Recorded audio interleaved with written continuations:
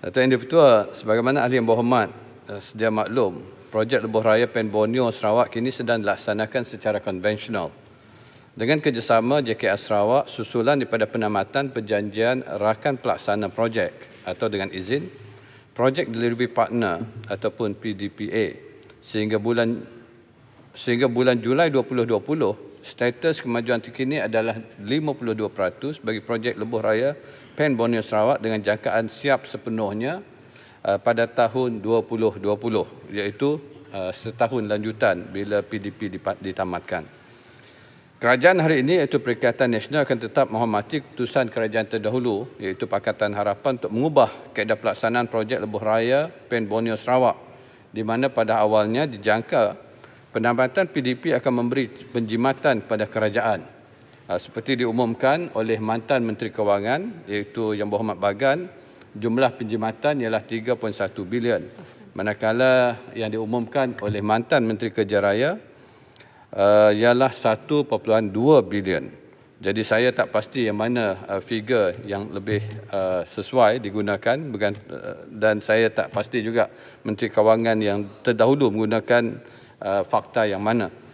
Walau bagaimanapun perubahan model pelaksanaan tersebut tidak mengambil kira perkara yang berikut yang sedang ditangani oleh kerajaan, iaitu pertama, kesan ke atas pentadbiran projek dan perubahan kontrak. Kedua, keperluan penambahbaikan kapasiti dan kepakaran teknikal sedia ada. Dan yang ketiga, tuntutan susulan daripada penamatan PDP.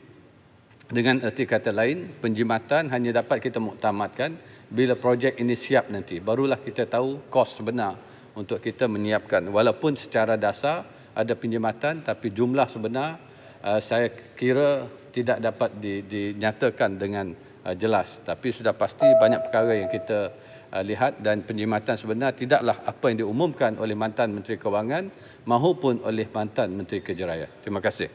Soalan tambahan pertama, silakan. Terima kasih Tuan Yang-di-Pertua, terima kasih Yang Berhormat Menteri Kanan atas jawapan yang diberikan. Yang Berhormat Menteri, projek Lebuh Raya Pen Borneo ini adalah sebuah projek mega yang juga dikenali sebagai projek Lebuh Raya terhebat di negeri Sarawak. Soalan tambahan saya ialah, mohon Yang Berhormat Menteri Kanan menyatakan sejauh manakah kesan penularan wabak COVID-19 terhadap pembinaan Lebuh Raya ini? Apakah kesan atau implikasi dari segi kos? Kerana sudah pasti projek ini akan mengalami kelewatan. Jika ada, tolong nyatakan jangkaan kos tambahan dan jangkaan kelewatan tambahan projek Pen Borneo ini akibat wabak berkenaan. Seperti mana kita sedia maklum, bila kita isytiharkan PKP ataupun Perintah Kawalan Pergerakan fasa pertama, apa yang dibenarkan hanyalah kerja-kerja kritikal saja untuk tempoh 2 minggu pertama. Manakala tempoh minggu yang kedua, kita hanya membenarkan kerja-kerja untuk aspek keselamatan dan kesihatan di tapak binaan. Hanya setelah itulah baru dibenarkan keseluruhan aktiviti di tapak binaan dibenarkan.